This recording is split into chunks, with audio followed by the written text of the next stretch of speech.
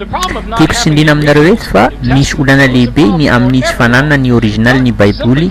Ny olana izany dia ho an'olona rehetra izay mampiasa baiboly, na mpino kristianina tsotra zany, na pastera, na masera, na mpikaroka baiboly koa, satria ny baiboly dia anisan'ny boky izay tena manana tantara betsaka amin'ny tantaran'ny firenena tandrefana.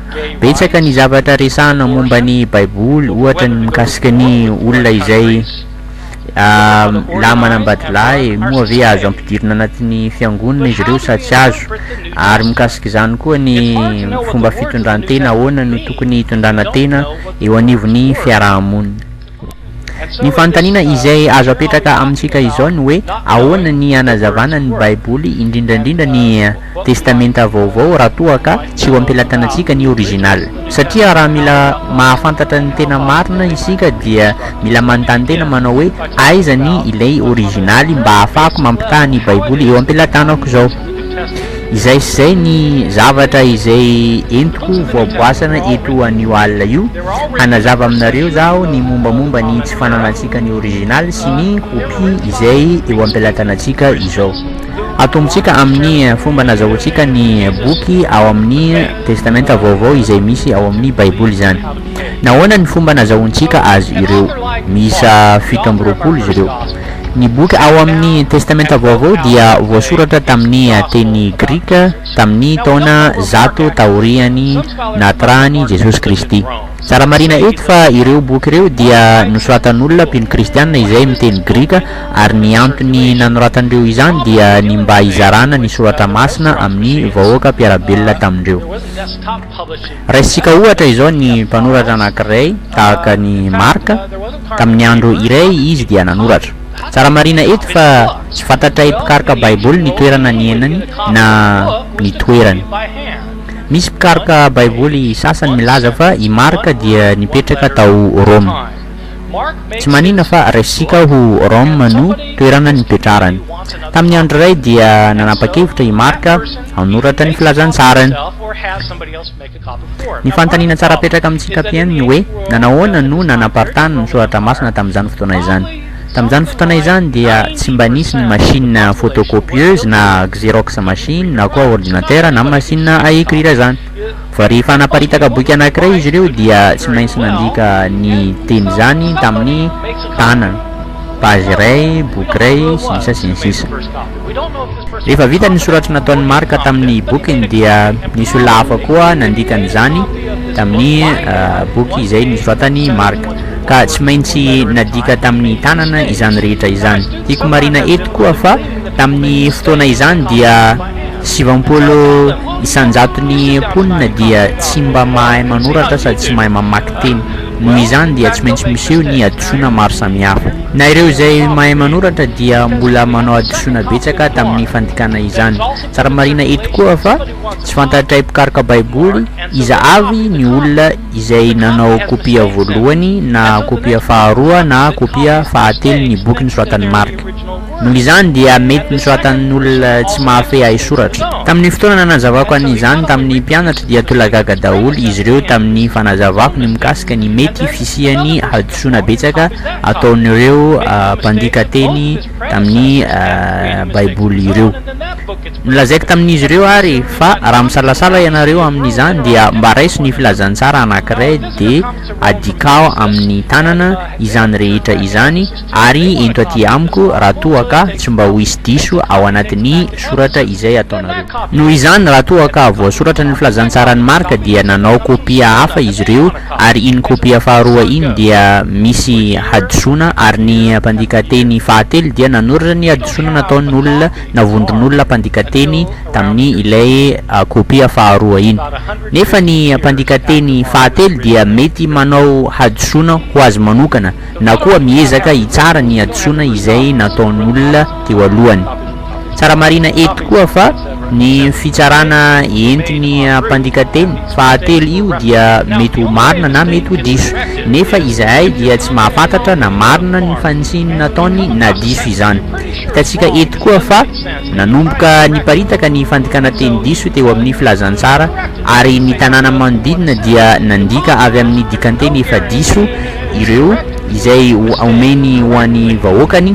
Nitohy foana ny fandikana izany niparitaka ny dika teny diso, lasa ny volana, lasa ny taona, niparitaka foana ny fandikana teny diso. Tiako tsindrina eto koa fa rehefa nanao fikarohana izay mpikaroka Baiboly dia milaza ny manaraka izao: tsy mba manana boky originaly ny marika na boky hafa ao anatin'ny Baiboly izahay, na koa ny kopia voalohany, na kopia faharoa, na kopia fahatelo. Ny kopia eo ampelatananay izao dia efa taty tamin'ny taona 500 taona taty aorian'i Jesosy Kristy zany. Noho izany dia misy 200 taona nanoratany marika ny boky no boky izay eo ampelatanantsika izao. Averiko indray fa tsy mba manana originaly izahay amin'ny Baiboly. Tsy vitan'izany ihany fa na ny kopia voalohany, na kopia faharoa, na kopia fahatelo, na fahaefatra aza dia mbola tsy anananay. Ny kopia eo ampelatananay izao dia kopia efa taty aoriana be. Araka izay niezako nazavaina tamintsika teo, niezaka nanitsy ny soratra izay noheverindreo mpanoratra Baiboly tamin'ny voalohany fa diso izy ireo. Nefa ny olana izay anananay mpandinika Baiboly dia tsy mba manana garantie na antoka izahay fa marina ilay fanitsina izay nataondreo, satria mety hanao fanitsina izy ireo nefa ny fanitsina izay nataondreo dia diso.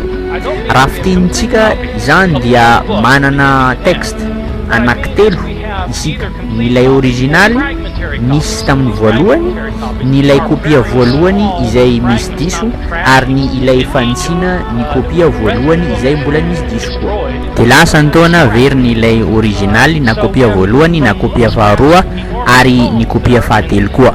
Ny boky rehetra amin'ny Testamenta Vaovao dia iarany izany daholo, tsy manana ny originaly na kopia voalohany, na kopia faharoa, na kopia fahatelo koa. Tiako marina eto koa fa ity olana mianjady amin'ny Baiboly ity dia mianjady amin'ny boky taloha rehetra, fa ny olana misy amin'ny Baiboly dia betsaka, satria betsaka ny manuscrit na boky na takelaka izay ananana mikasika ny Baiboly, dia betsaka koa ny hadisona na fifanipahan-kevitra ao anatiny. Mety faly zao isika kristianina manana manuscrit betsaka miisa eo amin'ny 5700 na 750 eo, nefa azadiny fa noho ny fahabetsahany izany dia betsaka koa ny hadisona izay misy ao aminy noho ny boky hafa. Mamela aho ianareo mba ilazalaza ny mikasika ny kopia izay misy eo ampelatanantsika, indrindrandrindra ny kopia misy eo ampelantanany mpikaroka ny Baiboly. Ny manuscrit ny Nouveau Testament na ny takelaka ny Nouveau Testament na Testamenta Vaovao izany, araka ny isa izay eo ampelatananay dia eo amin'ny 750 eo. Nosoratana tamin'ny teny Grika. Tsara marina eto koa fa io teny Grika io dia tsy fatany Jesosy Kristy akory, fa ny teny tenenany dia teny aramaika na araméen zany. Tiako tsindrina eto koa fa raha nilaza za teo fa manana manuscrit 5700 izahay dia tsy midika fa complet daholo izy ireo, satria misy amin'izy ireo dia efa simba tanteraka, mety lanim-boalavo na mety simba ny zavatra hafa koa, na azo antsoina amin'ny teny français manao hoe fragmentaire. Anisan'ireo fragment ireo izay hita tany amin'ny toerana antsoina hoe Egypte. Betsaka koa ny kopia hafa izay anananay amin'ny teny hafa, satria finoana kristiana dia efa niparitaka hatrela tamin'ny tanàna na firenena eo ambanin'ny fiahiny fanjakana Romanina, satria tamin'izany fotoana izany dia i Rome no première puissance mondiale na firenendehibe voalohany izay mitondra ny zao tontolo zao. Ka nisy kopia tamin'ny teny latin izay miisa 10,000, amin'ny teny coptique na teny syriaque sy maro hafa koa. Raha ohatra ka ampitaitsika izy ireo rehetra ireo dia ho hitantsika fa tsy misy na dia roa amin'izy ireo rehetra ireo no mba mitovitovy fa samy hafa daholo izy ireo rehetra ireo. Tsy vitan'izany koa fa mbola misy adisona betsaka amin'izy ireo tsirairay ka tsy fantatray ny tena manakaiky ny original.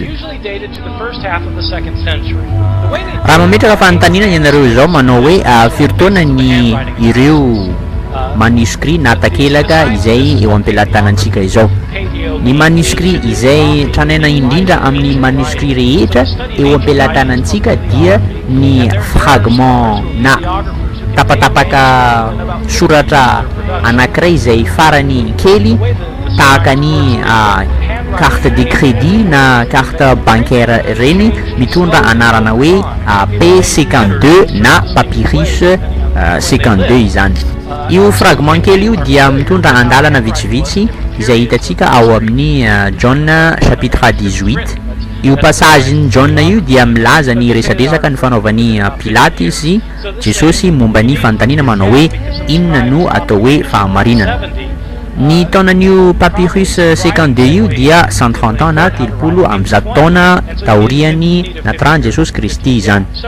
Ny fomba izay nahalalany an'izany dia ny fampiasana ny fitaovana anankiray antsoina hoe carbone 14. Io fitaovana io dia hitantsika ao amin'ny sampam-pianarana mandalina an'izany izay antsoina amin'ny teny hoe péliographie.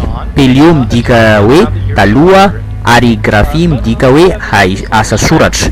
Noho izany dia ny fianarana péliographie dia midika hoe fianarana ny haisoratra taloha.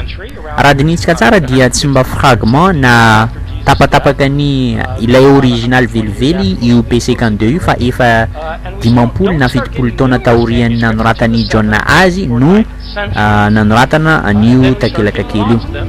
Tsy mba nahazo ny kopia fen'ny Baiboly nisoratany John isika afa-tsy taty tamin'ny taona 200 mahery taty aorina, ary tsy mba nahazo manuscrit feno amin'ny Baiboly rehetra ao amin'ny Testamenta Vaovao isika afa-tsy taty tamin'ny taona 800 na 700 taty taoriany natrahany Jesosy Kristy izany. Averiko indray mandeha fa tsy mba misy amin'ireo manuscrit 5700 ny Nouveau Testament na ny Testamenta Vaovao izany no original na kopia voalohany original na kopia faharoa original na kopia fahatelony original. Tamin'ny voalohany dia tsy mba tsikatra ireo mpikaroka Baiboly ireo fa misy ny olana izay mianjady amin'ny tsy fananana ny original, na dia efa natsikatra aza izy ireo fa be dia be ny kopia eo am-pelatanan'izy ireo izay misy fifanipahan-kevitra na misy adosona. Tsy nirarahany izany tsy fitovizana izany na ny fifanipahan-kevitra izany izy ireo afa-tsy taty tamin'ny taona 1707 na fito amin'ny 700 sy arivo. Efa misy 300 taona lasa raha mpiarisika amin'ny taonantsika izao ny satria tsika zao dia amin'ny 2007 dia efa misy 300 taona lasa izay nanomboka tamin'ny fotoana io. Misy rangahy anankiray izay antsoina hoe John Mill, izy no mpikaroka Baiboly voalohany izay mba nahatsikaritra ny olana misy teo tamin'ny tsy fananana ny original na kopia voalohany na kopia fahatelo.